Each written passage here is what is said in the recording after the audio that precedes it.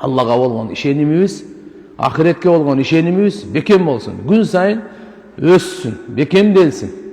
Жараткан Алла Таалага жакындаганды, Алладан коркууну, Алладан үмүт, Алланы сүйүүсү артып турсун күн сайын. Мына ушу менен жашоо бакыт. Ушундай иман менен, таквалык менен жашаган адам дүйнөдө Алла Таалам өзүнүн кудурети менен, райымы менен жетишерлик, берекелүү, ыззаттуу рызкы берет. Алла Таалам бу дүйнөдөн кетип атканда жанын жеңил чыгарат. Алла Субханаху ва Таала ага өзүнүн райымын эшиктерин ачат. Анын кабыры барзак аламы дагы, ахирет аламы да гүлдөйт. Эки дүйнөдө алхамдулилlah Субханаху ва Таала аны бактылуу кылып, курсанчылык насип кылат. Кудай сактасын, имансыз жашаса, эмне гана болуп кетпесин. Жакшы амал кылып, таквалык болуп, күнөөдөн сактанбаса, шору курусун. Дүйнөдө кичине жыргагандай окшойт, бирок бунун акыбети жамандык менен бүтөт. Кордук менен, бактысыздык менен, жаны чыкканда жаман катуу, жаман чыгат мунуку. Бул жаралганына арман кылат. Себеп дегенде мүмкүнчүлүктү туура пайдаланбады, Алла Таалам ыктыяр берген эле, ошону туура пайдаланбады, күнөөдөн башы чыкпады, Алланы эстебеди, Алланын фарыздарын аткарбады. Эми шайтанга дос болду. Эмне болот эле? Бунун кабыры Кудай сактасын. Дозоктун чукурларынан бир чукур болот. Пайгамбарыбыз айтып койгон, ахиреттен түбөлүктүү дозоктун отуну болот. Андан башка ага эч кандай жол жок деп. Ошон үчүн Алла Таалам берген жашоону багыктайлы, ден соолукту багыктайлы. Пайгамбарыбыз айткан, Бухари шарифтин риваяты, "Ни'матан магбубун фихима касиру минан нас, ас-сиххату вал фараг." Эки неемат бар, улуу неематтар. Көпчүлүк адамдар бекапар, алданууда, уткурууда. Магбубун фихима касиру минан нас. Көп адамдар уткуру берет экен да. Көп адам ошодон алдантырып берет экен. Зыянга учурап кайсы экен? Ден соолук менен бош убакыт дейт мына. Ден соолук болбосо турган адам көзүнө эч нерсе көрүнбөй калат. Байлыгы дагы, мансабы дагы, эч нерсеси көрүнбөй калат ага. Жакшы бир жерге тойго барганда эле кызыксыз ага. Ден соолук жок болсо эмне кылат тойго? Элдерге күлкү, майрам болуп атат. Буга кызыгы жок, буга ден соолук эле болсо. Ошо ден соолук азыр барында биз кадырлайлы. Алла Таала райымдуу адам баласына жашоосунун көпчүлүгүн ден соолук берген. Бир аз эле оорулар болот. Оорулар аз убакытта, аз мезгилди курчайт. Жашоонун оору өтө аз проценти. Көпчүлүгүндө ден соолук болот. Бирок ошо ден соолукту текке кетирбейин. Ден соолук барында ибадат кылып калайлы. Ден соолук барында мечитке. А сен ден соолук ооруганда, баса албай калганда келесиң мечитке. Качан? Алхамдулилlah. Ден соолук ошон үчүн пайгамбарыбыз айткан. Ден соолук жакшы учурундагы садака, ооруп калгандагы садака караганда күчтүүрөөк болот. Адам ден соолугу жакшы убагында берсин садаканы. Башына кайгычы ооруп калып, кыйналганда эми кой союп, бебечараларга садака берип койду. Жок, ага чейин. Ага чейин. Экинчиси бош убакыт. Бош убакытты Алла Таалам күнөө үчүн берген жок. Бош убакытты Алла Таалам бекапары болуп, пайдасыз нерсе менен алектенгенге берген эмес Алла Таалам. Бош убакыт жок бизде. Мусулмандын бош убактысы болбош керек. Кандай? Биздин жашообуз чектелген, мөөнөтүбүз чектелген, бу дүйнөдө туруубуз чектелген, ырыскыбыз, демибиз чектелген, жүрөгүбүздүн соккону чектелген. Анан кандай бош убакыт? Биз текке кетиребиз, бу дүйнөгө кайра келбейбиз. Ошон бош убакытты туугандар биз колдонойлу. Алла Таалам адам баласына жан дүйнө береби, мал дүйнө береби, жөндөмдүүлүк береби, ахиретин куруш үчүн береби. Ар бирибиз күн сайын таң аттырганда мен ахиретимди курушум керек. Кечкинди ахиретимди курушум керек. Bir söz söylesem dağı, bir amal kılsam, bir som sarptasam dağı özümden ahiretim üçündü. Ahiretim üçündü. Şunun için tuğanlar inşallah gelinizler mınake ulu Kur'an-ı Kerim, Allah'ın akırı kitebi, Kur'an-ı Kerim tüşkön ay jakındap keletat.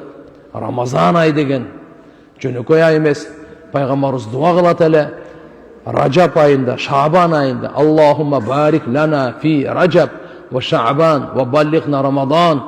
Ya Allah, Şaban ayına, mınaki Racab ayına, Şaban ayına bereke ver dep. Az Şaban ayında oturabız. Bir ayga jetpеген убакыт kaldı. Ramazanга жеткире көр деп дуа кылат эле. Карачы. Рамазанга жетем деп ишенип жашап атабызбы биз? Билбейм мен кандай. Үмүт менен жашайлы, бекем ой ишеним менен ал. Алла билет ал, ким жетет, ким жетпейт. Бирок Алла Тааладан ушундай үмүт менен, я Алла, Рамазанга жеткире көр деп. Анткени бейиштин бардык эшиктери ачылып, бирөө дагы жабылбайт, дозоктун бардык эшиги жабылып, бирөө дагы ачылбайт. Ушундай касиеттүү Рамазан айга кетип атабыз. Ошого Куран менен кирейли. Тазалык менен, ынтымак менен, таквалык менен, иман менен кирейли. Ошого биз аракет кылайлы. Алла Субханаху ва Тааланын Курани Карими менен достошойлу. Куран окубаган бир дагы мусулман болбосун. Курани Каримдин берекесин бу дүйнөдө көрөсүз. Сырларын, нурларын, кереметтерин, касиеттерин, соопторун, Аллаху акбар, туура эң негизги туура жолго жолдогонун бу дүйнөдө. Куран менен дос болгон адам эч кар болгон эмес, эч кор болгон эмес. Куран менен достошкон адамды Алла Таалам дайыма өзү колдоп, коргоп, жүрөгүн бейпилдик менен толтуруп, дүйнөдө бактылуу жашоо берип, адал рызкы берип, өлүмүн кайрылуу кылып, жакшылык кылып, эми кабырын айтпай эле кой, ахиретин айтпай эле кой. Анын даражасы кандай. Ошон үчүн Куранды ар бирибиз үйрөнүшүбүз керек, ар бирибиз окушубуз керек, күн сайын окушубуз керек, Куранга ой жүргүзүшүбүз керек. Курани Карим акылдуулар үчүн түшкөн. Курани Карим келесолорго түшкөн эмес ал. Куран акылдууларга түшкөн. Ой жүргүзө тургандарга түшкөн. Насаат ала тургандарга түшкөн. Улил албаб, улил нуха, фа'табиру, я улил абсар. Куранда эмне деп акыл чалкагандар Алла Таалам айтып атат. Бул жөнөкөй китеп эмес. Лааллакум тадаккарун. Мүмкүн силер насаат алып каларсыңар. Эсиңерге келип каласыңар. Лааллакум таакилун. Акылыңарды жүргүзө берсиңер.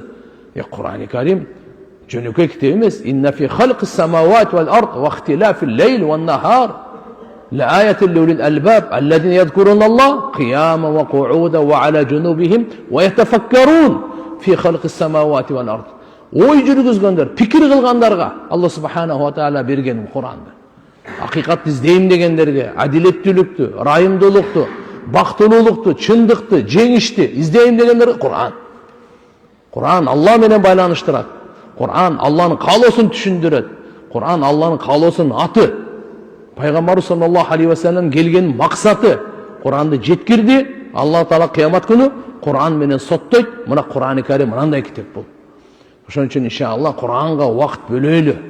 Куран үйрөнгөнгө, Куран менен нурланганга, Куран менен жашаганга, Куранды укканга, Куранды окуганга, Куранды ой жүргүзгөнгө, Куранга амал кылып, Куранды жайынтыганга, Куранга дават берген. Куранды эмне үчүн түшүрдү Алла Таала?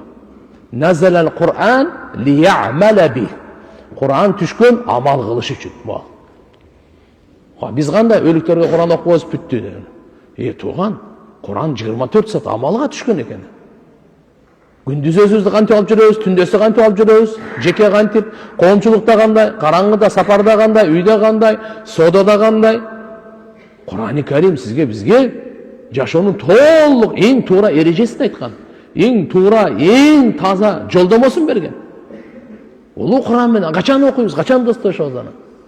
Ошон үчүн келиңиздер, убактарды текке кетирбей, ден соолукту барктап, убактыбызды барктайлы дагы, ушуну алхамдулилла туура пайдаланып, ахиретти куруп калайлы. Кааласаң ахиретти кур, кааласаң ахиретти буз. Ахиретиңизди өзүңүз талкалайсыз, өзүңүз курасыз. Алла Таалам сизге, бизге берген. Куранда Карунга, Муса пайгамбардын коомунда кафир болгон Карун деген аты. Харун эмес, Карун. Харун деген пайгамбар, Муса пайгамбардын бир тууганы. А бул Карун, каф менен. Карун деген. Алла Таала айтат, не дейт? Вабтаги фима атака Аллах ад-дарал ахира. Карун, саңа Алла Таала берген нерседен сен ахиретиңди куруп ал. Ахиретиңди изде, ахиретиңди түздө сен. Алла Таалам инсанга байлыкты берет экен, бийликти берет экен, ден соолукту берет экен, өмүр берет экен, жөндөмдүүлүк берет экен, ахиретин куруп алсын деп. Не деп? Ахиретин куруп алсын деп берет экен тууган. Ошон үчүн иншалла ар бирибиздеги мына аманат, жан дүйнөнүн, мал дүйнөнүн, жөндөмдүүлүктүн аманаты ахиретти куруш үчүн. Ахиретти куруш үчүн. Ошон үчүн иншалла биз аракет кылайлы. Иншалла Куранды окуп, өзүбүздү Куранга салайлы. Куранга салайлы. Пайгамбарыбыздын мүнөзү Куран эле, жашоосу Куран эле. Сахабалардың жашоосу Куран эле, мүнөзү Куран эле. Алар Куран мүнөздүү болчу. Куран менен тарбия алышты. Ошон үчүн улуу даражага жетишти. Куран менен булар бардык нерсе, Аллаху акбар. Ички дүйнөсүндө тазалашты, ортодогу мамилени тазалашты. Алла менен болгон мамилени бекемдешти. Эмне менен? Куран менен. Ошон үчүн иншалла бүгүн канчалык Куранга кызыктырсак деле, билбейм, жүрөк ой конбойт да, же мээбиз ачылбайт. Бул Алла субханаху ва тааlanын тарабынан сурай турган нерсе. Кайсы күнү Куран ачсаңыз, Аллага шүгүр кылың. Бул Алланын тофиги, шүгүргө муктаж. Алланын тофиги бул. Куран ачкан күнүңүз, бул Алланын тофиги. Курандын тамгасына көзүңүз түшкөн күн, Алланын тофиги. Куран окуганга Алланын тофиги. Укканга Алланын тофиги. Кимге ушу берилсе, ал Аллага шүгүр кылсын. Алхамдулилlah, мен бүгүн Куран окудум, Куран уктум, Куранды көзүм ачып карадым дегенге. Адиму назар илал мусхаф. Сахабалар айтат эле, силер назарыңарды Куранга көп карагыла деди. Жөн эле жат эле эмес, Куранды карап окугула деп. Себеп дегенде, карагандан өзүнчө сооп аласыз, окуганыңызда өзүнчө сооп аласыз. Карабай окусаңыз, окуганды эле сооп аласыз. Карап окусаңыз, караганга өзүнчө сооп, окуганга өзүнчө сооп. Мынандай керемет, Куранды караган бул ибадат туган. Куранды кармаган ибадат. Даратсыз кармаса болбойт буну. Даратсыз кармаса болбойт. Таза китеп бул. Алла Таалам баарыбызга товфик берсин. Пайгамбардын сүннөттөрүн үйрөнөлү, пайгамбардын сүннөттөрүнө амал кылганга аракет кылайлы. Күчүбүздүн жетишинче напсиге каршы күрөшүп, сүннөткө амал кылсак, жүрөккө нур келет. Кабырыбыз да нурланат, ахиретибиз да нурланат. Ошон үчүн туугандар, ким иман, таква менен жашаса, дүйнөсү да курулат, кабыры да курулат, ахирети да курулат. Сабагыбызга келейли, сабагыбыз ахирет ааламдары. Ахирет ааламда биринчи барзах, сабагыбыз ошо боюнча кетип атат. Кабыр ааламы деп өткөнгө дагы өткөнбүз. Азыр мынакей хадис. Аллахумма салли ала Мухаммад. Бу дүйнөдө ким жакшы амал кылса, жакшы мүнөздө, жакшы каалоодо, туура ишенимде жашасачы, бу дүйнөдө эле ал бактылуу жыргалдыкта болбойт. Кабырга жеткенде да. Кабырга жеткенде да. Кабырда жашоо бар. Кабырда азап дагы бар, рахат дагы бар. Пенде кабырга жеткенде сөз экөөнүн бирөөсү болот. Үчүнчүсү жок. Же ал жакта рахаттанат, же азапталат. Же ыззатталат, же кордолот. Пайгамбарыбыз Мухаммад алейхиссалам бул жөнүндө айтып койгон. Сахабаларынан канча деген бизге келген. Кабырды үйүп койгон топурак дебегиле. Ошондой ойлобо, ошондой эсептебегиле. Кабыр бейиштин бакчаларынан бир бакча, же дозоктун чукурларынан бир чукур деген. Экөөнүн бирөөсү. Мынакей Муслим шарифте келет сахих хадис. Амр ибн ал-Ас радияллаху анхудан риваят. Хина устухдира, өлүм төшөгүндө экен. Амр ибн Ас деген сахаба. Өлүм төшөгүндө. Мына эми жан берейин деп аткан учурда. Кала ида ана митту фала тусахибни наихатун вала нарун. Айткан экен, качан мен өлсөм, өлүм төшөгүндө да мени кошок айткандар жана от ушулар ээрчибесин. То есть мени узатканыңарда кошок айтуу, ошондой эле мына жердеги от ал менен фаида дафантумуни фашинну алейя тураб шаннан. Качан силер мени көмөсүңөргө, ошол жер тегерегинде отургандарга насаат айтып атат, керезин айтып атат. Качан силер мени көмөсүңөргө, ошондо мен үстүмө жакшылап топуракты көмгүлө. Сумма акиму хаула кабри кадра ма тунхару жузур. Кийин менин кабырымдын тегерегинде дароо кетип калбай туруп тургула. Канча? Төө муздалып, эти бөлүнүп таркатылганча канча убакыт келсе ошончо дейт. Бир аз тургула деп атат да. Көм коюп эле сразу эле качып баса бербей. Бүттү, кутулдук. Не болсоң ошо элем, нар жагын сен бил, Кудай билсин деп. Жок, андай эмес. Мынакей бул айтып атат. Сахаба мени жакшылап көмгүлө. Жакшылап көмгөндөн кийин эми туруп тургула кичине. Қанша тұрасыңар? Сумма ақиму, ем тұрып тұрғыла. Хаула қабри, қабырымдың тегерегінде тұрып тұрғыла. Қадрама тунхар жузур, ойуқассам лахмуха. Ошы мысалы бір төні сойсаң, кейін сойып бүткеннен кейін ұстықандап, етін бөліштірілсең, қанша уақыт кетеді? Ошонша тұрғыла дейді. Хатта астаниса бикум ва андура мада ураджиу бихи русулу рабби. Емне үшін ошонша тұрып тұрғыла деп атады? Сразу кетіп қалсақ болмай ма? Айтады, мен сілерменен мындай көнігіп қалғанға чейін дейді. Субханаллах. Жосы мен сілерменен тұрып тұрсаңар кішкене қабырда, өзі қабырда да ал. Сілерменен көніп қалғанға, жана қуанғанға, жана Робымдың елчілеріне емне деп жооп берем, от ошоны кичине өзіме келіп алғанға дейді.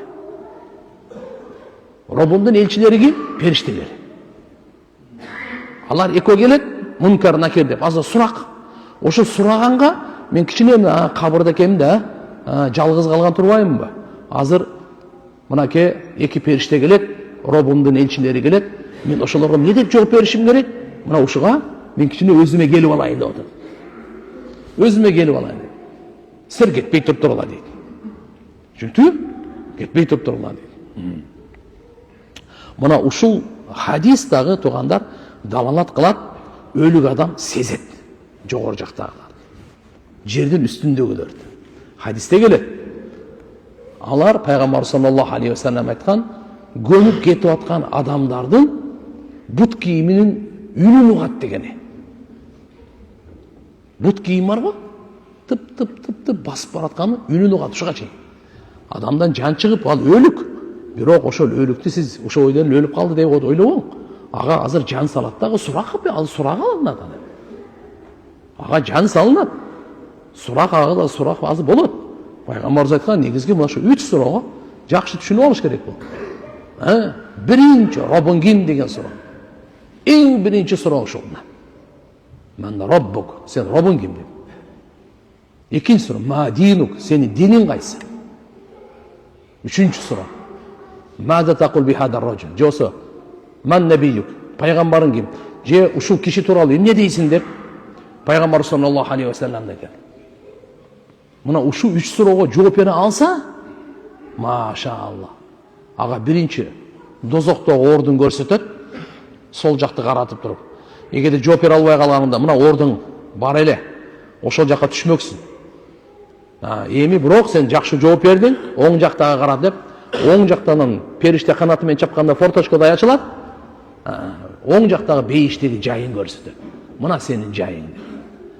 Абу Даудта келет, әрбір адам сіздің біздің әрбіріміздің атауыздың дағы, апауыздың дағы, аялыбыздың дағы, балабыздың дағы, өзіміздің дағы бірден орын бейіште бар, бірден орын дозақта бар.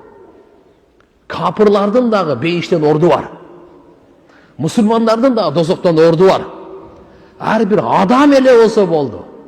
Бірден орын бейіштен, бірден орын дозақтан.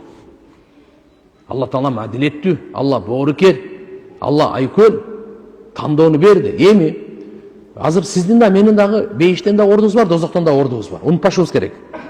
Бул риваят Абу Даудта. Эгерде бул иман менен таквалыктын жолун тандаган болсо, бейиштеги ордун алат. Бая дозокто орду бар эле го, ал калат. Кудай сактасын. Бул имансыз жашаса, же иманы болгону менен күнөөдөн башы чыкпай жашаса, анда дозокто ордун алат. Бейиштеги ордун алдырат. Иманы болсо эртеби кеч баары чыгат. Бирок туган ал жакта ол чыгып, кирип, биздин мындай зындан же түрмө эмес да жерде. Тамаша жер эмес ал жер. Аллахым баарыбызды дозоктун отунан сактап, бейишке киргизсин, амин. Мынакей мына жерде кеп не деп кетип атат деге. Айтылып атат эле, кабырдагы адамдар, тугандар, салам айтсаң саламыңды угат. Ошон үчүн биз кабырга барганда пайгамбарыбыз бизге өзү да салам айтат эле. Ассаламу алейкум. Кум дегени мына силер алдыдагы бар адамдарга айтат. Жана буйрук берет эле үммөтүнө, силер кабырга барганда салам айткыла дейт эле. Эгерде алар укпаганда, анда бизге салам айткыла деп буйрук бербейт эле пайгамбарыбыз. Демек кабыр ээлери алар угат саламды. Алла угузуп коет аларга. Кандай угузат экен? Албетте жооп бере албайт, бирок укканы ал анык эле. Саламды уккан. Ошон үчүн биз аларга барып саламдашып турабыз. Пайгамбар саллаллаху алейхи ва саллям шейттердин кабырларын зиярат кылат эле. Ухуд шейттерин өзгөчө Пайгамбар саллаллаху алейхи ва саллям жыл сайын зиярат кылып турчу. Жана аларга куш кабарлап, аларга айтат эле: "Саламун алейкум бима сабартум, фа ни'ма уқбад-дар." Саламун силерге салам болсун. Сабырды кылганыңар себебинен Алланын тыныштыгы силерге арналсын. Кандай дагы акыбети жакшы ахирет. Алла субханаллах. Кудум ушундай Абу Бакр Сыдык разияллаху анху барып салам айтып турган шейттерге, Умар разияллаху халифа болуп туруп, ал дагы барып турган шейттерге. Ибн Умардан риваят болуш керек разияллаху анху. Бу киши айтканда, ким шейттерге барып салам айтса, ошо шейит салам айткан кишиге кыямат күнгө чейин истихбар алат экен. Кыямат күнгө чейин Алла Тааладан күнөөсүн кечирилүүсүн сурайт экен. Шейтке салам берсең. Сулейм ибн Итр рахматуллах алейх. Сулейм ибн Итр деген Мисрде Муавия ибн Аби Суфьян разияллаху анхунун доорунда эң биринчи казы болгон киши. Бу киши сахабаларды көргөн киши. Табииндерден болот. 75-хижриде өткөн. Бу киши өткөндө Абу Ханифа төрөлөлөг эле. Бу киши сахабаларды көргөн табиин менмин деген. Абу Ханифа 5 жылдан кийин төрөлгөн. Бул киши Сулейм ибн Итр бир жолу кабырдын жанынан өтүп баратса, аябай зарасы кыстап калат да. Зарасы кыстап калганда ошо көрүстөнүн жанында экен да. Жанында шериктер айтат: "Түшүп эле зара кылып албайсызбы?" десе, "Жок" дейт. "Не" дейт. "Мен уялам" дейт булардан. Кантип ушул жерге зияра калам? Кимдерден уялам атат? Биз ойлойбуз, жер менен жексен болуп кетти, не болсо бүттү деп элечи. Ошолордон уялам дейт. Карачы эмне деп айтат аткан? "Аннаху марра ала мaqbaраtin wa huwa haniq." Yani qad galabahu al-bawl деген. Faqila lahu law nazalta fabulta түшүп туруп зара кылып алсаңыз болот эле деди. Subhanallah дейт. "Wallahi inni la astahi min al-amwat kama astahi min al-ahya." Аллах античип айтайын. Мен тирүүлөрдөн уялганымдай, өлүктөрдөн да уялам деди. Ошо жерде өлүп жаткан кабырдагы өлүктөрдөн да уялам деди. Өлүктөр жаман сөз катуу айткандан да таасирленгени боюнча, мына Пайгамбар саллаллаху алейхи ва саллям Бадыр согушунда, газатында 70 капырлардын менмин деген ат менен эрлер өлгөндө, Пайгамбар саллаллаху алейхи ва саллям 3 күндөн кийин келип туруп ошолорду жемелеп, ошолорго айткан сөзү. Пайгамбар саллаллаху алейхи ва саллям хаража Расулуллах саллаллаху алейхи ва саллям ала катлал мушрикин яум Бадр. Бадыр күнү мушриктерден өлтүрүлгөн адамдарга барды дагы. Ва жаала юбихухум ва юхсируhum ва юнаддимухум кама жаа фи сахихайн. Бухариде да, Муслимде да келет экен. Муслимдин риваятында Анас разияллаху анхудан тарака катла Бадрин саласан. 3 күнгө таштады дейт. Өлдү, Бадыр согушу бүттү, мусулмандар жеңди, 313 эле, алар 1000 эле. Кайра кетип, Пайгамбар 3 күндөн кийин кайра келди. Сумма атахум фaqama fanadahum. Gelip turup Peygamberimiz jar saldı ошолорго. Ne деп? Ya Aba Cahil ibn Hisham, ya Umay ibn Khalaf, ya Utba ibn Rabi'a, ya Shayba ibn Rabi'a, alaysa qad wajadtum ma wa'ada rabbukum haqqan fa inni wajadtu ma wa'ada li rabbi haqqan. Mına Abu Cahil'ga aytып атат, Umay ibn Khalaf'ga aytып атат, Utba'ga aytып атат, Shayba'ga aytып атат. Sizler Robbuңар sizlerge wa'da kılgan nerseni çın dep taptыңарбы? Men Маңа Алла Таалам, Робым уада кылган нерсени чын деп таптым. Мааниси кандай? Иманга Алла Таалам жеңиш берем, пайгамбарыбызга жеңиш берем деген, ал эми ал капырларга, мушриктерге кор болуп өлөсүңөр, дозок болосуңар деп ага да Алла Таалам уада берген. Даже bir gün мурда пайгамбар саллаллаху алейхи ва саллям анча-мынча сахабаларды алып келип көрсөткөн. Абу Жахил эмнеде өлөт, Утба эмнеде өлөт, Умай ибн Халаф эмнеде өлөт, Шайба эмнеде өлөт, бардыгын көрсөтүп койгон. Subhanallah, ertesi günü çoğun gazat bolup, kimdi Peygamberimiz kayerde ölüp dese, oşon жерде ölüşkön dey. Oşon жерде ölüşkön. Mınanday kılıp Peygamberimiz oşo ölüklerge gelip süylөгөндө, Умар разияллаху анху калат дагы. فسمع عمر بن الخطاب رضي الله عنه قول النبي صلى الله عليه وسلم فقال يا رسول الله كيف يسمعون пайғамбар өліктерге сөйлеп жатса ол таң қалады дағы я расулалла бұлар қантип ұғышады дейді бұлар ұғау дейді өліп қалды ғой мынандай деген сөзі бар анна юджибун уақад жайяфу бұлар жауап береді сізге бұлар өлік болып тұрып болып қалды ғой дейді қандай жауап береді пайғамбарымыз не деді Валлади нафси биади. Ант менен айтты, қасам менен айтты. Мен жаным аның қолында болған Алла Таалаға ант. Ма антум би асма лима aqulu minhum, walakinnahum la yaqdiruna an yujibu. Сілер, мен бұларға айтып жатқан нәрселерінде сілер ұғушы емессіңер. Бұлар ұққандай. То есть бұлар ұғат, жауап бере алмайды дейді да. Жауап бергенге күші жетпейді, а так ұғат. Ошон үчүн пайгамбарыбыз аларга айтып атат да. Жоса пайгамбарыбыз эмне бир астагфирулла алейхи билла бекер сөз сүйлөбөйт да. Мыналарга мындай деп. Умар разияллаху да бир риваятта келет, мынандай деп: "Я Расулуллах, ма тукаллиму мин аджсадин ла арваха лаха?" Пайгамбарыбызга мындай айтты. Денесинде жан жок. Денесинде жан жок. Өлүк денелерге ошолорго менен сүйлөшүп атасызбы дедилер. Пайгамбар саллаллаху алейхи вассалам азыркы сөздү айтты. Бұлар, сіздер бұнша ұғушы емессіздер, бұлар мен айтып отқан сөзімді бұлар ұққандай деді. Пайғамбарлардың сүннеті ушундай екен душмандарына, өзі пайғамбарлар даже душмандарға жақсылық қалайды да, жамандық қалабайды. Бардық пайғамбарлар ушундай болған.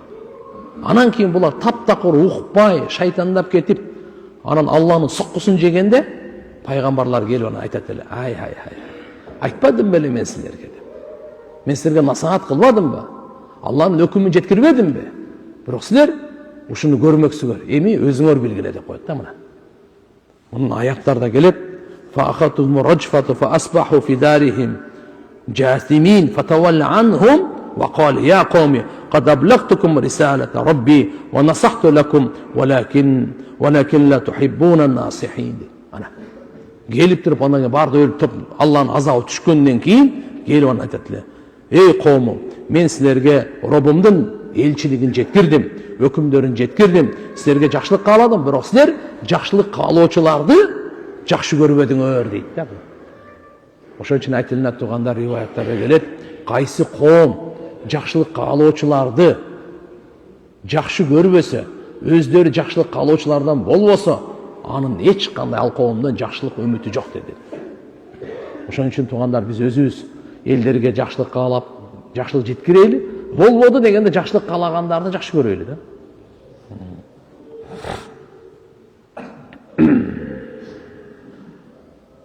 Абу Даудта риваят келет Айша энебизден. Пайгамбар саллаллаху алейхи ва саллям айтат: "Касру адмил маййит ка касрихи хайя." Өлүктүн сөөгүн сындыруу тирүүнүн сөөгүн сындыргандай эле болот экен. Ошон үчүн өлдү деп эле аны устукандай бербеш керек. Бул өлүптүр бүттү деп элечи. Тирүү кезинде ошондой кылып чапкандай болот дейт, карачы. Мүмкүн болушунча Алланын аманаты кандай кетсе, ошондой тапшырып коюш керек. Кабырдын үстүнө отуруп албаш керек, үстүнөн баспаш керек. Бизде тургандар караңыздар, кабырда кандай оолиялар өттү, асыл заттар өттү. Биз өлүктөргө сыйынбайбыз, сыйлайбыз. Мусулман эли, мусулман калкы өлүктөргө сыйынбайт. Алардан жардам сурап, аларга ибадат кылып, шамчырак жаап, тегеренип, кой союп, кан чыгарып, жанында отуруп алып, таң аткангачы, жок, андай кылбайт. Өлүктөрдү сыйлайбыз. Сыйлоо бөлө, сыйынуу бөлө. Пайгамбар саллаллаху алейхи ва саллям сыйлаган. Bir жол пайгамбар саллаллаху алейхи ва саллям отурат эле, бир жаназа өтүп бараткан. Пайгамбар саллаллаху алейхи ва саллям ошо жаназаны карап өтүп бараткандан ордунан тура калды. Ордунан турду. Сахабалар айтты: "Я Расулаллах, бул бир кафирдин жаназасы, жөөттүн" деди. Пайгамбарыбыз эмне жооп берди? "Адам эмеспи" деди. Ал сахаба ошондой түшүндү, эми бул өлүк. Даже мусульман эмес, капыр болса отурбай эле коюш керек дегендей. Пайгамбарыбыз не dedi? Адам эмес бекен бе дейт. Көрдүңбү? Мынаке, өлүктү сыйлап пайгамбар саллаллаху алейхи ва саллям ордунан турду. Биздин мазхабыбызда да, фик китептерибизде дагы аны алдынан чыкпагыла дейт. Ал биринчи кетсин. Силер аркасынан жүргүлө дейт. Өлүктү жерге койгонго чейин бирөөңөр отурбагыла дейт. Карачы. Кабырга барганда кабырдын адебин сактагыла дейт. Ал жерге барып жакшынакай салам айтып, өлүктөргө дуа кылып, Куран окуп, үстүнөн тебелебей, ал жерге барып ар нерсени сүйлөй бербей, ошо өлүктөрдү көрүстөндүн үстүндө ана сигарет чегип же болбосо насыбай тартып ана түкүрө бербей. Ал жер андай жер эмес ал. Ал жер сабак ала турган жер, өлүктөрдү сыйлай турган, дуа кыла турган жер айыр. Мынакей өлүктөрдүн үстүнө отурганга пайгамбар саллаллаху алейхи ва салламдын кабырлары келет. Хадистери бар.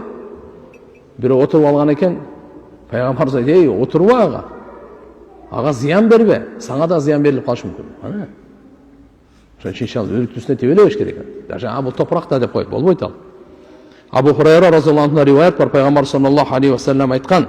Бул мына Муслим шарифте келет экен, Абу Даудта келет экен, Насаи ибн Мажада келет экен.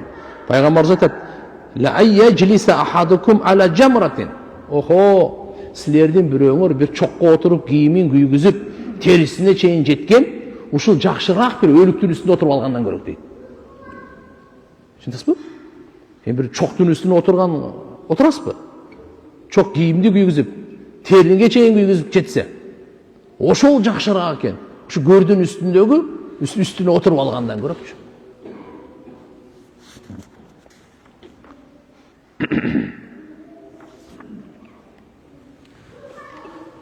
Өлүктөр жакшы амалдардан пайда алат.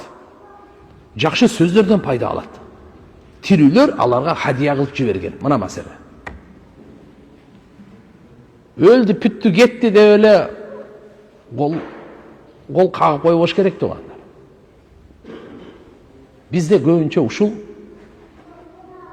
кош көңүлдүк бар да, андай кылбаш керек. Bizde adam өлгөндө эле кабырга барабыз дагы, башка күнү вообще барбайбыз. Жылдап барбай коебуз. Андай болбойт. Пайгамбардын сүннөтү боюнча пайгамбарыбыз айткан: "Зуру кубуракум", силер кабырларыңарды зиярат кылып туруңла. Анткени бунун пайдаларынын эң күчтүү пайдасы силерге ахиретте эстетет дейт. Ахиретте эстетет. Сабак алат адам. Ал кабыр барго, мындай 1 саат сабак өтпөйт ал. Сүйлөбөй туруп насаат айта турган жер да. Унчукпай туруп насаат айтып таасирин бере турган жер кабыр. Жөнөкөй эмес, ошон үчүн барып туруш керек. Барып салам айтып туруш керек. Барып дуа кылып туруш керек. Сабак алып туруш керек. Өлүккө да пайда, сага да пайда. Өлүккө да пайда, сага да пайда. Өзгөчө 4-чү күндөрү, жума күндөрү. Мына жердеги алхамдулилlah биздин Ханафи мазхаб боюнча Ахли сүннет вал жамаат акыйдасында бардык жакшы амалда сообу жетет. Дуа болсун, ажылык болсун, курбандык чалуу болсун, зикир болсун, намаз болсун, орозо болсун. Кандай гана өлүктүн атынан бир кайрымдуулук кылсаңыз, анын сообун ошо өлүккө багыштасаңыз, бул жетет бардыгы, өлүк пайда алат. Чүнкү өлүктөр пайда алат. Мынаке Кур'ан-ы Каримде Аллах субхана ва тааля айтат: "Валладина жаау мин ба'дихим якулуна раббана игфир лана ва ли ихванина алладина сабакуна бил иман ва ла тадж'ал фи кулубина гилла лилладина аману раббана иннака рауфур рахим." Валладина жаау мин ба'дихим, кийин келгендер. Алар айтышат: "О Робубуз, биздин күнөөлөрүбүздү кечир, жана бизден мурда иман менен өткөн бир туугандарыбыздын күнөөлөрүн кечир. Жана биздин жүрөктөрүбүзгө, имандуу адамдарга, я Алла, жек көрүүнү салба. Жамандык каалоону салба. О биздин Робубуз, албетте сен Рауфур Рахим, кечиримдүүсүн. Жараткан Алла боорукер, Рахим, райымдуу зат Алла Таала." Мына ушул жерде Алла Таала мактап атат. Кимдерди мактап атат дебейсизби? мурда өткөн мусулмандарга Алла Тааладан кечирим сурагандарды Алла мактап атат. Биз өткөндөргө эгерде я Алла ушу иман менен өткөндөрдүн күнөөлөрүн кечир десеңиз, Алла сизди Куранда мактап атат. Иман менен өлгөндөргө эмне кылыш керек экен? Дуа кылыш керек экен. Жөнөкөй нерсе эмес. Ошон үчүн хадистерде келет. Кимде ким Аллахумма гфирли ва лил муъминин вал муъминат. Я Алла, менин күнөөмдү кечир, жана момун эркектердин, имандуу эркектердин күнөөлөрүн кечир. Имандуу аялдардын күнөөлөрүн кечир деп кылсаңыз, дүйнөдө угуп туруңуз. Канча мусулман эркек аял болсо, ошонун санынчалык болуп жазылат деген да. Мына 2 миллиардга жакын мусулман бар. 2 миллиард соопту сиз аласыз. Аллахумма гфирли ва лил муъминин вал муъминат деп койгонуңуз үчүн. Мына өлүктөргө дуа кылгандар, Алла Кур'анда өзү айтып атат. Иман менен өткөндөргө дуа кылышат дейт. Иман менен өткөндөр кийинки мурунку муунга дуа кылышат. Иман менен өтүп кеттиби, биз ошолорго дуа кылабыз. Не деп? Я Алла, кечир деп. Биздин күнөөлөрүбүздү да кечир. Иман менен өткөндөрдүн да күнөөлөрүн кечир деп. Күнөөнүн кечирилүүсү адам баласынын бу дүйнөдө бактысы. Дүйнөнүн бактысы күнөөлөрдүн кечирилүүсү. Ахиреттин бактысы дозоктон кутулуп бейишке киргизилүүсү. Мына бакыт тугандар, дүйнөгө канча миллиард адам келип жашап кетти. Биз ойлойт экенбиз, алар көп жашады, аз жашады, ден соолукта жашады, ооруда жашады, бай болуп жашады, кембагал болуп жашады, кул болуп жашады, бий болуп жашады. Бунун чипуха бардыгы бар. Алла кечирдиби, кечирген жокпу? Мына маселе. Адам баласы катакер, кемчилдик ката, күнөөнүн жыйнагы бизден сизден дайыма ката болуп калат. Бирок Алладан биз кечирим сурадыкпы? Алла кимди кечирет? Кечирим сурасаң кечиреби? Бизде ката толтура, күнөө толтура.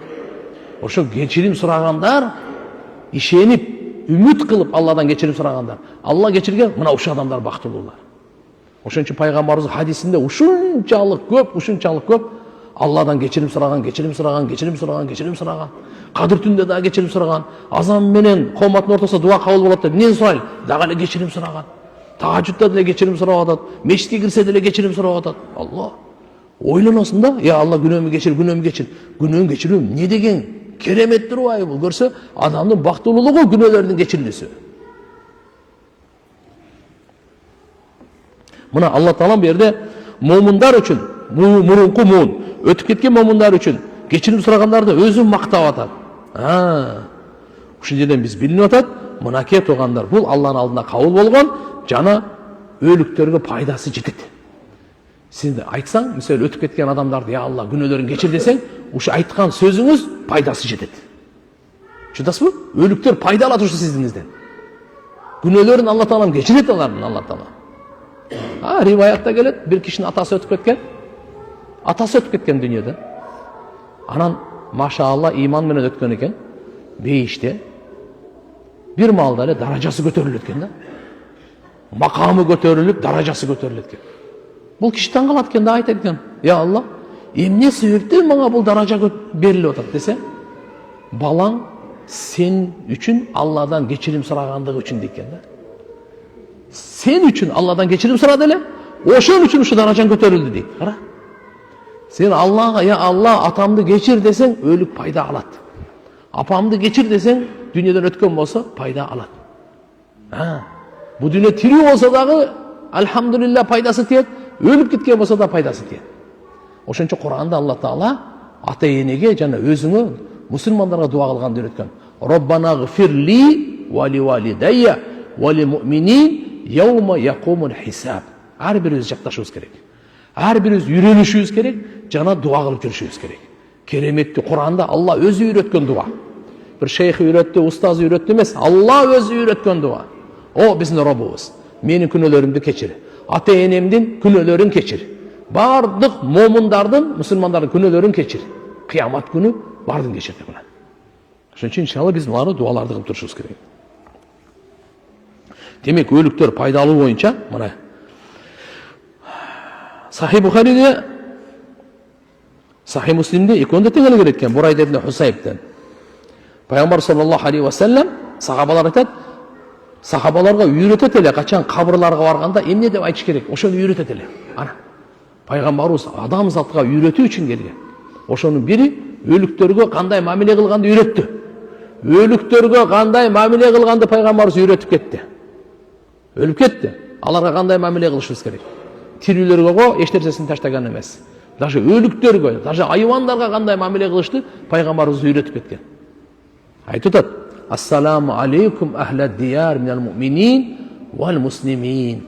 Инна иншааллаху бикум лахиқун. Ас'алаллах лана ва лакум ал-афия." Биз мына дуаны жатташыбыз керек. Кабырга барганыбызда, кабырды зиярат кылганыбызда, мына дуаларды мусулмандардын кабырына барганда ушу дуаны айтыш керек. Алланын тынчтыгы, саламы болсун. Момундардын, мусулмандардын жаткан турак жайы деп ошолорго салам айтыш керек. Ахлад дияр, ахлад дияр, ахлад дияр минал муъминин вал муслимин. Момундардын, мусулмандардын мынакей жаткан турак жайына, ошол ээлерине баарына салам болсун, Алланын тынчтыгы болсун. Албетте биз Кудай кааласа силерге барып жолугабыз. Эмне эткенбиз? Албетте биз каяка барабызбы же барбайбызбы алардын артынан? Калып кала берели биякта. Жок, учуру келгенде барыбыз кетебиз. Ким калып калат? Матан нас хатта ламбия. Адамдар биякта турсун, пайгамбарлар өлүп кетти бу дүйнөдө. Алла Кур'анда айтат: "Иннака майитун ва иннахум майитун." Ey Muhammed, sen өлөсүң. Алар да өлөт. Өлбөгөн бир гана Алла, хай, койюм. Алла Таала гана. Хайюн ла ямут. Алла Таала тирүү, өлбөйт ана. Калганы бардыгына. Ана, нас'алаллах лана ва лакум ал-афия. Алла Тааладан суранарым, бизге жана силерге афият берсин. Афият деген эмне? Амандык. Жамандыктан сак болууну афият деп коет. Бардык жамандыктан кутулууну афият деп коет. Бунун котормосу, мааниси ушундай. Тахаллус минаш-шарри куллихи ва асбабихи. Бардык жамандыктан кутулган афият. Ошон үчүн иншалла пайгамбарыбыз имандан кийин эле эң улуу неемат афият, силер афият сурагыла деген. Орустар благополучие деп коет экен. Бирок ал дагы толук маанисин бере албайт. Афият деп ушундай амандык, сак саламатчылык, макулбу? Пайгамбар саллаллаху алейхи вассалам күн сайын эртең менен кечинде дуа кылат эле. Аллахумма афини фи бадани, Аллахумма афини фи сам'i, Аллахумма афини фи басари, ла илаха илля анта. Алла, сен менин көзүмө амандык бергин, кулагыма амандык бер, ден соолугума амандык бер, денеме амандык бер. Кээ бир жерде Аллахумма афини фи сам'i, башка жеринде фи мали, дини, мал мүлкүмө, мал дүйнөмө, диниме амандык бер деп Алладан сурай турган болот.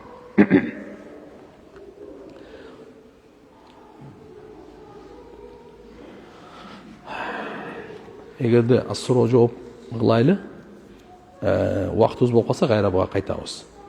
Болбосо суроо жооп аз болуп калып атат деп арыздангандар көбөйүп кетти.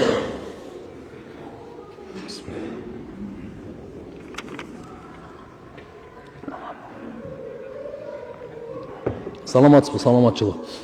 Ажатканага киргенде эртең менен кечинде бетимди жууп жатканда артымда бирөө карап тургандай болуп корко берем. Эмне кылса болот? Биринчи, ажатканага кирип атканда дуаны окуңуз. Бисмилlah. Аллахумма инни ауду бика минал хубси вал хабаис деген дуаны жаттаңыз дагы. Мунун маанисин мендигиңизге түйүп, Алланын аты менен, "Я Алла, мени жиндердин эркек ургачыларынан сактагын" деген дуа менен сол бут менен кириңиз. Ажаткана. Болду, Кудай кааласа мына шу эки дуаны окусаңыз, бисмиллахны айтар замат сиздин менен ошол жин шайтандардын ортосунда парда түшөт. Алар көрө албай калат сиздин уяттуу жериңизди. Аллахумма инни ауду бика минал хубси вал хабаис айтканыңыз менен жиндердин эркек ургачылардын жамандыгын Алла сактап коет, бүттү. А сизге мындай сезилип аткандай, көрүп аткандай, анда сиз аятал курсини окуңуз. Жана бисмиллахиллади ла ядурру ма исмихи шай'ун фил арди ва ла фис сама ва хува самиун алим 3 жолу окуп коюң. Бүттү. Кудай кааласа мындай сезимдер, коркунуч, Ушундайлардын бардыгы жок болот Кудай кааласа.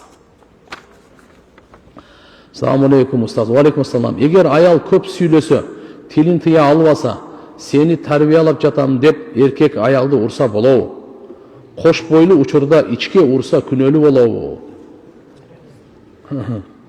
Аялга эми Алла Таалам тилди бериптир, сүйлөш үчүн бериптир. Алымдар айтат да, аялдар өтө тез аулия болот дейди. Себеп эркектерге берилбеген буларга өзгөчө сабыр бар, истиқамат бар, тил бар, ый бар. Мына эркекте аз, аялда көп да. Сүйлөгөнү билесизби? Жөн эки аял мындай бири-бири менен жолугуп калса эле, билем 5 мүнөттүн ичинде бүткүл ааламды сүйлөшүп коет го булар. Тил бар да. Ошо тилди эгерде туура жакка иштетсе, зикирге, дуага, Кур'анга, жакшы сөзгө, даватка, жакшылыкка чакырганга жаман тез эле аулия болот. Экинчиси, булар любой время ыйлайм десе ыйлай алат да. Любой момент ыйлайм десе ыйлай алат. Аулия ыйлабастан туруп болбойт. Ошон үчүн булар тез аулия болот деген себеби бири, ушу ыйды күнөөлөргө жана ахирет үчүн ыйлай турган кылып койсо, кетти бул. Мындай аялга эркек жетиш кыйын болуп калат. Эгерде ушу күнөөсү үчүн, Алладан корккондугу үчүн, ахиретти ойлогон үчүн ыйлай турган болсо. Үчүнчүсү, буларда сабырдуулук бар. Эркекке караганда булар сабырдуу келет. Бир эркекти бирөөнүн үйүнө барып, ошол жакта жашайсың, короче. Чыдай албайт ал. Бул бир келет, Аллаху акбар. Өлүгө эле чыгат да. Башка жерге, Баткенден келди чүйгө. Жаллабаттан келди Таласка. Нарындан барды Ошко. Көлдөн келди чүйгө. Вообще өзүнүн агалары да өзүнүкү эмес, эжелери өзүнүкү эмес, атасы өзүнүкү эмес, апасы өзүнүкү эмес, жери өзүнүкү эмес, чөйрө өзүнүкү эмес. Совсем эле башка жерге келип, ошолор менен, машаалла, сиңишип, ошолор менен жүрүп, бул аял затка Алла Таалам берген. Эркек анда чыдай албайт. Сабыр, истиқамат ошол жактан чыгат. Сабырдын да бир мисалы төлөгөн тамаша эмес. Толгот тамаша эмес. Ошонун бардыгына буда сабыр бар. Эркекте андай жок алар. Ошон үчүн сахабалардын эркек аялдарынан, пайгамбарыбыздын доорундагылардан, исламга келгенден кийин кайра исламдан кайтып кетүү аялдарда вообще жок. Эркектерде табылат. Пайгамбарыбыздын доорунда исламга келип, кайра исламдан кайтып кеткени бар. Бирок аялдардан жок дейт да алымдар, чыгарачы. Эмне үчүн? Буларда истиқамат бар. Динге келсе, бекем, туруктуу, кайтуу жок. Ошон үчүн мунарды карап туруп, тарбиялап жатам, көп сүйлөйт, андай тилимин деген. Эркек аялды урса болот. Куранда деле айтат, урса болот дейт. Бирок кантип урса болот? Бармак менен. Мисвак менен. Не менен? Эсиңерде түйүп ал, жазып ал мына. Бармак менен урса болот экен. Мисвак менен урса болот экен. Алымдар айтышкан, чачык менен. Чачык барбы? Полотенце.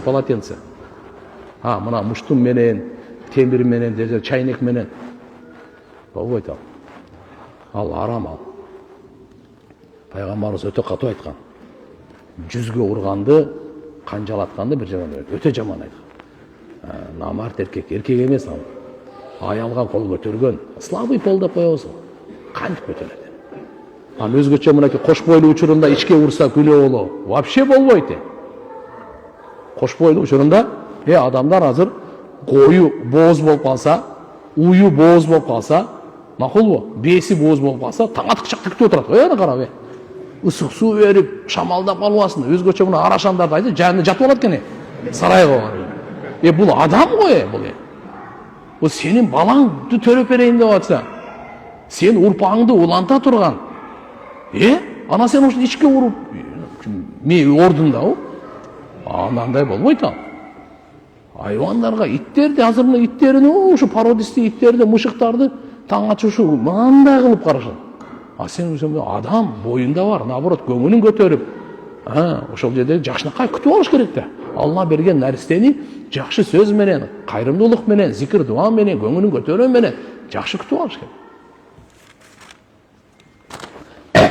Assalamu alaikum wa rahmatullahi wa barakatuh. Ustaz. Wa alaikum assalam.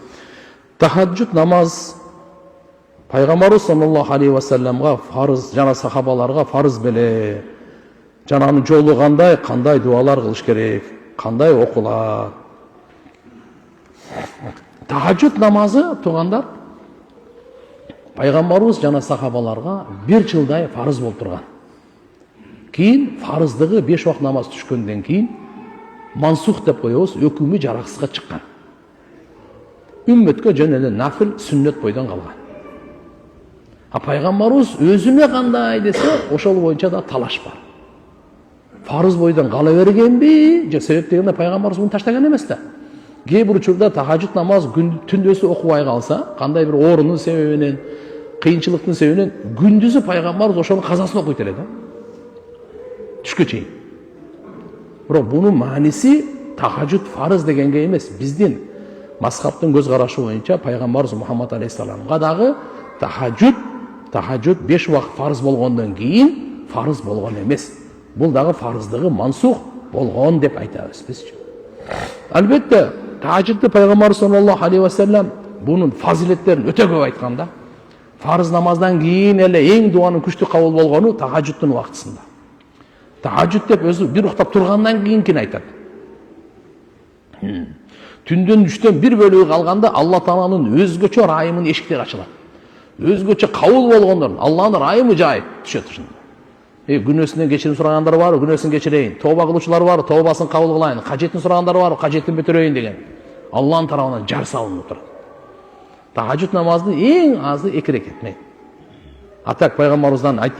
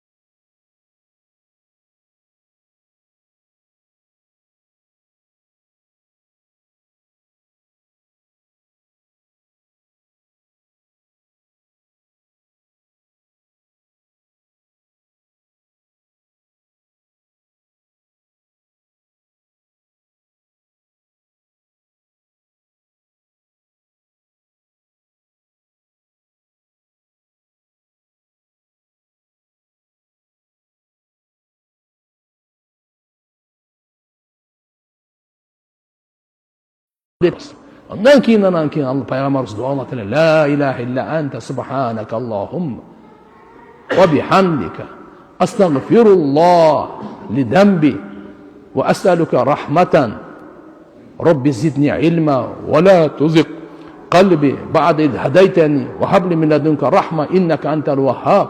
Peygamber sallallahu aleyhi ve sellem buna dualarda okuyt ele. Andan keyin iki reketin jеңini okup, kalганdan uzun okuyt ele. Пайгамбар саллаллаху алейхи ва салламдын жолу мынандай кылып окуп дуаларды кылчу. Bundan başka da uzun duaları var. Keremet duaları var. Tirmizi Şerif'tin duaları var. Allahümme inni es'aluka rahmeten min indik tahdi biha kalbi ve tecma biha amri ve telummi şa'ati ve tuslih biha gaibi ve terfa biha şahidi ve tuzakki biha amali ve tulhimuni biha ruşti ve tarud biha ulfati ve ta'asimuni biha min kulli su'in. Her biri bundaylardan 15 yarım saat okuyup öğretir onu. Ушунчалык көп дуа, ушунчалык маанилүү. Биз чекеден жаттап амал кылсак өтө жакшы болот. Аллахым барыбызга товфик берсин. Пайгамбарыбыз бир хадисте айтайын тахажжуд боюнча айткан. Тахажжуд намаз силерде мурунку аулиялардын адаты эле дейт. Бардык сахабалар, бардык пайгамбарлар, бар сахабалар, андан кийин салафи салихиндер тахажжудду карманып келген да. Бекем карман кыла деген сөз. Günöler geçirilет деген. Шайтанга базгам деген. Не дегени? Шайтанга тахажжуд намаз шайтанга базгам экен да. Түндөсү окутасың, күндүзү сени күнөөдөн сактаганга себеп деген. Ким күндүзү күнөөдөн сактанганды кааласа, тахажжуд окусун, тахажжудда күч бар. Сен аракет кылабыз, барыбыз товфик берсин Алла. Assalamu alaikum. Алейкум ассалам. Сүннетке отургузуу сүннетпи же важиппи? Канча жаштан отургузуу керек? Чоңойгондо деле сүннетке отургузса болобу? Сүннетке отургузуу туугандар, бул бардык пайгамбарлардын сүннөтү. Адамдын фитраты бул. Киндиктин түбүндөгү, колтуктагы түктөрдү кыруу, тырмактарды алуу, мели мулардын бардыгы бул фитраттан. Сүннөткө отургузуу бизде Ханафи мазхабта сүннөт. Важип эмес. Важип Шафии мазхаб менен Хамбали мазхабта экөөндө важип сүннөткө отургузуучу. Уулга да, кызга да. Албетте биздеги Ханафи мазхабта болсо кичинекейи болсун, балагатка жеткенге чейин, балагатка толгондон кийин болсун, экөөнө тең сүннөт. Өкүм ушундай. Маликилерде да ушундай. Канча жаштан отургузуу керек деген боюнча бизде мазхабта бир ачык конкретный сөз айтылган эмес. Эми ошо балага кичине акыл эси жетип жакшынакай болуп калгандан кийин отургузса болот. Макулбу? Кээ бирлери минимум, мисалы, 7 күндөн кийин отургузса да уруксат. 7 күндөн кийин. Андан кийин көпчүлүк сөздөр 7 жаш. 7 жаш. 10, эң максимум 12ге чейин айтылат. Бирок биздеги урп адаттарда көбүнчө 4-5 жашында сүннөткө отургузулат. 4-5 жашында сүннөткө отургузулат. Бирок шаир ислам деп коебуз, мындайча айтканда, исламдын улуу белгилеринен болуп эсептелет. Буну таштабаш керек. Эгерде бир коом, бир эл таштап койсо, ошол бадыша ошолорго согуш жарыяласа боло берет дегендер. Убакыт болуп калдыбы?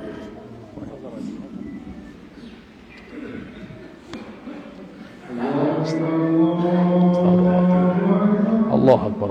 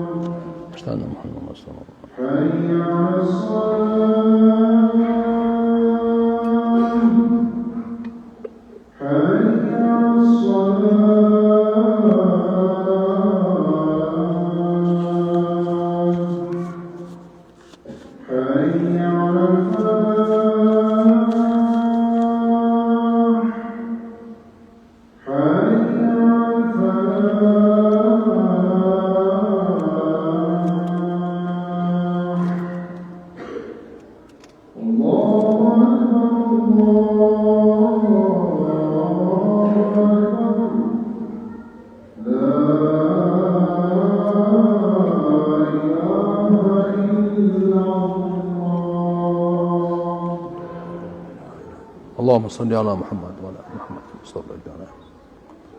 اللهم رب هذه الدعوة اللهم نسألك العافية في الدنيا والآخرة.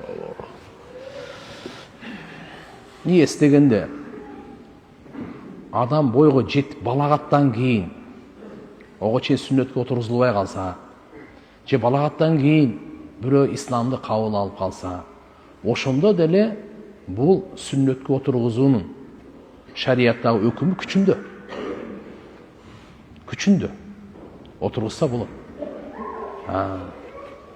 Маселе ол, мисалы, уяттуу жерди караган, арам эле го, эми бул сүннөт менен кандай болуп калат бул. Зарылчылыктын учурунда шарият уруксат берет.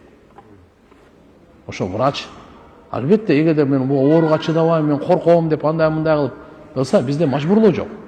Берки Шафи мазхабта мажбур аларды отургузуш керек. Биздин мазхабта мажбурлоо жок.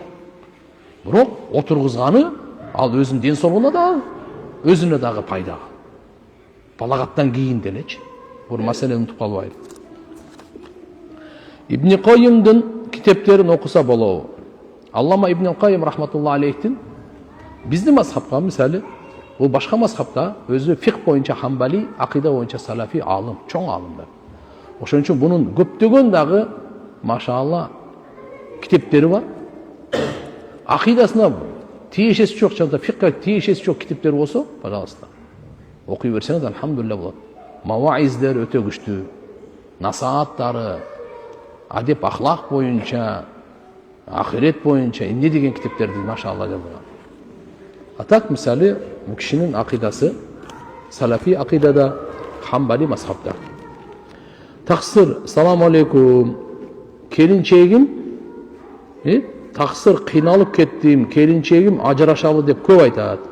Кайын журт көп киреше берет. Биздин үй бүлөбүзгө эмне кылсам болот? Көп ойлоном, ажырашып кетсемби деп. Ойлонсо талак түшөбү? Ойлонсо талак түшпөйт. Канча жолу ой келсин, талак берем деп ойлоп атасың, ошондо деле түшпөйт. Талак берип койдум деп ойлонсоң деле түшпөйт. Ойго жок. Тилден чыкканда анан кийин. Макул, ошон үчүн иншалла эми азыр айта берсе, сиз сабыр кылып, ажыраш десе эле ажыраша бер. Жакшынакай ухаживать этиң, жакшынакай караңыз, үйдө таалим өткөргүлө. Бардык илаж тугандар иман амал менен. Башка маселе менен чечилбейт. Анан иншалла азырынча жөн ажырашканга вообще ниет кылбаң. Устаз, мен жакшы нерсе кылаймын десем эле, же намазды созуп окуйын десем эле, как будто эл көрүш үчүн кылгандай боло берем. Бул нерсени кантип жок кылсам болот? Бул шайтан ушундай кылат. Өзү намаз окуп турбайт да. Намазга келгенде ошо бирөө үчүн окутасың деп ошо азгыра берет. Ушуп намаз таштатыш үчүнчү. Жок. Биринчинин башында өзү ушундай эле болот. Бисмилла деп намаз таштабаңыз. Ихлас акырындык менен келет. Акырындык менен бекемделет. Буну кантип ташташ керек? Ниетти жаңылай бериңиз. Не кыла бериңиз? Суфьян ибн Уяйна рахматулла алейхи айткан, мен деген ниетке ти оңдоодо андан дагы көбүрөөк мээнет кылган жокмун эч бир нерсеге. Ниетти оңдогонго эң күчүм көп кетти дейт.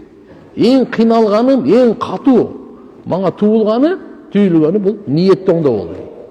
Ошон үчүн ниетти себеп адам жүрөгү өзгөрүп тура берет экен да. Ниетте өзгөрүп тура берет, тез-тезчи. Ошон үчүн кыжалат болбоң. Ар бир амалдан алдын ниетти жаңылаңыз. Мен калыс Алла үчүн Алла Тааладан дагы сураңыз. Аллахым берекесин берет. Намазды кантип экен десем болот, багымдат көп каза болуп калат дейт.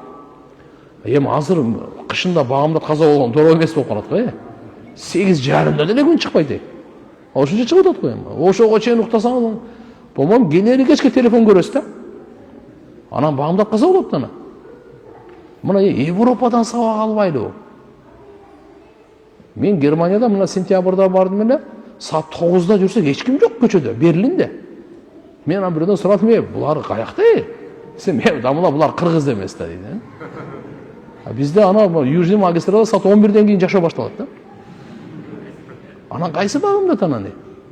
Алар эрте укташат, эрте турат. Карачы, пайгамбарыбыздын сүннөтү. Алар ушундан кыйын болуп кеткен жок. Пайгамбарыбыздын сүннөтүнө болбосочу, капыр болсо дагы амал Алла берекен бере берет экен. Эрте уктайт, эрте турат, акыл эси жайында, полусонный болуп жүрбөйт. Ана. Эрте менен багымдатты туруп, айнекти атсам, кичине шамал менен. Саат ушу бир мындай кичине уже полный жары элек да, караңгыраак да. Элдин баардыгы жумушка шашып кетип атат. Баскан, велосипеди менен тияк бияк.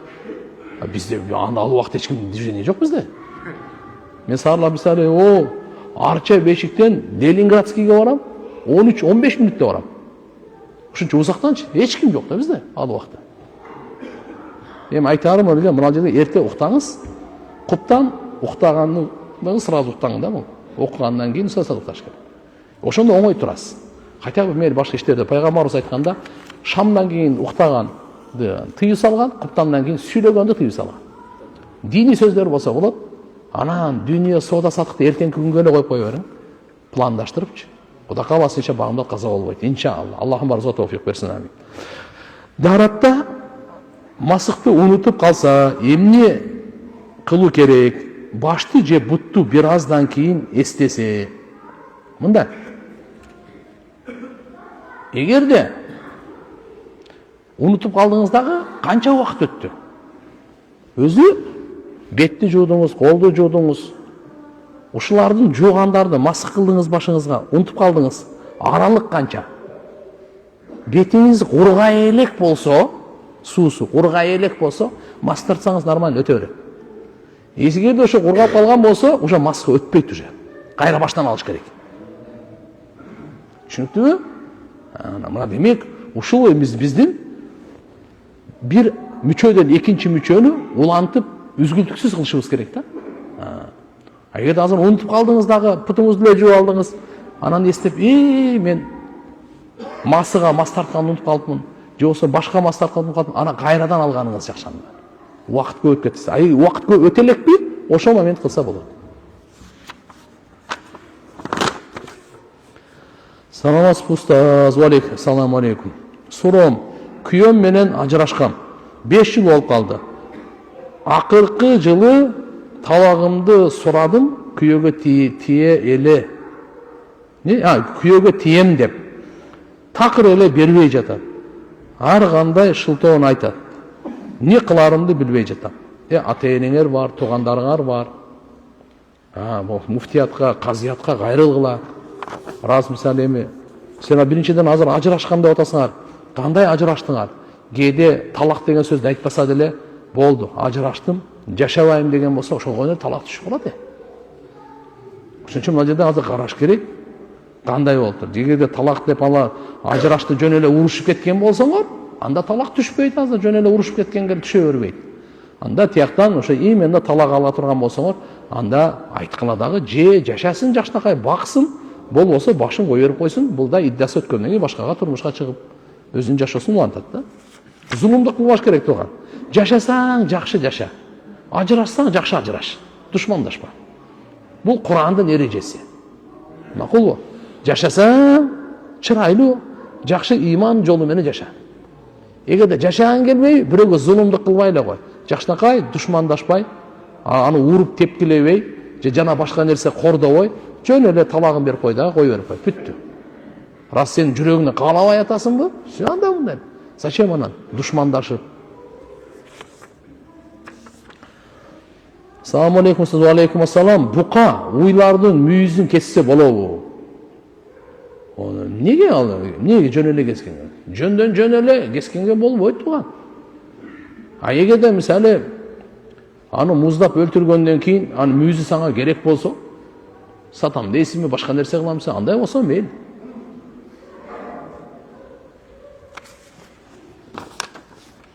Устаз, менин суроом, Пайгамбар саллаллаху алейхи ва салламга чейинки адамдар намаз окуганбы? Бизде ушул маселе аябай талаш жаратып келет. Мариям сүрөсү 31-аятта айтылган кандай чечмеленет? Чоң рахмат. Мариям сүрөсү 31-аят мен билбейм, мен Курандай жат эмес да. Карап койгула, өзү көрсө окуп берейин. Атак пайгамбарыбызга чейинки адамдар намаз окушкан. Бардык пайгамбарлар намаз окуган. Пайгамбарлардын үммөттөрү да намаз окуган. Бирок намаздары биздикинде эмес. Алардын рекеттеринде, рүкүлөрүндө, убакыттарында айырмалар бар. Эң толук намаз Мухаммад саллаллаху алейхи ва салламдын үммөтүнө берилген. Эң толук намаз. Мурункуларда кээ-бирлеринде рүкүсү бар, кээ-бирлеринде саждасы жок. Макулбу? Так бирок Куранда келет, пайгамбарларга намазга буйрук берген Алла Таала. Зекетке дагы, намазга дагы буйрук берген. Орозо да кармашкан алар. Мурунку үммөттөр, мурунку пайгамбарлар орозо да кармаган. Бирок орозонун күндөрү, алардын тартиптери бөлөк болчу. Исламда деле мындай эле да. Биринчи орозо болгондо билесизби кандай эле? Түндөсү дагы күндүзү го ита берет. Түндөсү да аялга кошулса болбойт эле. Биринчи ошондой болчу. Андан кийин Алла Таала анан кийин уруксат берген. Мурда кандай эле? Бир уктадыңбы? Туруп, саарлыкка туруп тамак жесең болбойт эле. Уктап турсаң эле уже бүттү. Эчтеке жегенге болбойт. Уктаганга чейин жеп калышың керек эле. Кийин анан жок деди, болду. Уктайсыңбы, кайра туруп, кайра уктап, кайра тура бересиңби? Кыскасы саарлык таң атканга чейин сен жесең боло берет деп уруксат берди. Кыскасы ушинтип мурдагыларда дагы ар кандай болуп келген. Салам алейкум. Алейкум ассалам. Мен сиздин намаздагы сүрөлөрдү ирети менен оку керек дедиңиз. Уктум эле. Мен азыр Каусар, Ихлас, Фалак, Нас сүрөсүн окуйм. Эми кайсы сүрөнү кошсом туура болот? Алла Таалам разы болсун. Мачекеден акыркы 10 сүрөнү кошо бериң. Аз ушул сүрөнү билет экенсиз, Кафирунду кошуңуз. Андан кийин Наср, Ида жа Насрулла. Андан кийин Таббат. Ушунда толуктап аласыз. Андан кийин Алам тара кайфага түшөсүз. Була толуктап аласыз. Кийин акырын жаттап кете бересиз. Убакыт болуп калдыбы? 3 мүнөт барбы? Ата суроолордун баардыгын карап коелу бир жолу. Устаз, атым Өткүрбек. Сабактарыңызды ар дайым көрөм. Мен Алланын өкүмү менен үй салдым. Ошол үйгө той кылам. Тойго келип батаныңызды берип кетиңизчи суранам дейт. Машалла. Үйүңүз куттуу болсун, берекелүү болсун. Эгерде бош убакыт болуп калса, Кудай кааласа, иншалла ошол учурларга туш келип калсак, барып беребиз. Кудайым буйрса иншалла, Бирок азыр эми качан кыласыз, кандай кыласыз мен билбейм да. Мен бүгүн азыр сапарга кетип атам. Азыр эми үлгүрбөйм эми. Азыр сиздерге ата ушу сабак берип коюп сапарга чыгып кетейин деп атат элем. Анан кийин может башка убактарда болуп калабы. Устаз, мени балам төрөлдү. Атын Умар деп койдум. Умар балама дуа бере аласызбы? Сиздин дуаңыз өтө маанилүү. Алым болсо экен дейм. Чоң рахмат. Иншалла. Кудай кааласа, Алла Таала баракаллаху фил маулуд, баракаллаху фил мавхуб. Алла берекесин берсин Умар балаңызга. Имандуу, ата энесине күйүмдүү, элге жараган, билимдүү, бактылуу инсандардан кылсын. Амин я раббал аламин. Такаббала. Жария кылып. Жарылган кылып, жарыяланган кылып коюңузду суранам. Жазганда сиздерден бир сураныч, бир шашылбай тагыраак жазсаңыздар, окуганга да жеңилирээк болот экен. Аллахтын ыраазылыгы үчүн. Кызымдын рак оорусун операциядан ажыратканына жардам. Операция кылганга болушканда жардам кылып коюңуздарчы суранам дейт. Мейли иншалла колубуздан келсе жардам берели. Азыр бардыгында эм банк бир нерсе дегендери бар. Бирок сиз эч нерседе жазбапсыз. Жардам беребиз, Кудай кааласа барыңыз. Ассаламу алейкум устаз. Менин окуумдун убактысы ыңгайы жок болгондуктан 5 мал намазды толук тургузуу кыйын болуп жатат. 2-3 мал намаз каза болуп окулуп жатат. Бул маселе кандай болуп калат? Окуум күндө болот. Окуган адамдар намаз окуп эле жүрөт. 5 убакыт намазды мен ылдыйбөдө кыла турган менин акым дагы жок. Мындай кылыш керек, аны кара. Багымдатты окуп кетесиң. Пешимге чейин окусаң, нормально 5-6 саат. Анда кыйын, обедке чыгасың. Обедте уже бир чекеге аз-маз азыр Кудайга шүгүр, Кыргызстанда жашаганга шүгүр кыл. Любой жерде намаз окусаң, сени бирөө бир нерсе мышыгыңы пыш деген жери жок. Бардык жерде машалла намазканалар. Президентибиз баш болуп, мынакей, аз башкалардын канчасында деген, ошо мынау ак ордобузда дагы Кудайга шүгүр, намазкан, тарави окулуп атат. Биз шүгүр эле кылышыбыз керек, башка эчтеке жок. Бардык министерстволордо, ведомстволордо маша намазкана бар. Бардык жерде. Мен бүгүн азыр эле аср намазды страховой компанияда такафул боюнча кичине кезек иштерибиз бар эле, ошо намазкана. Ар жерде намазкана. Окуу жайларда деле Кудайга шүгүр, эгерде болбосо жакшы жай намаз алып алың, бир чекеге бир эмне ал.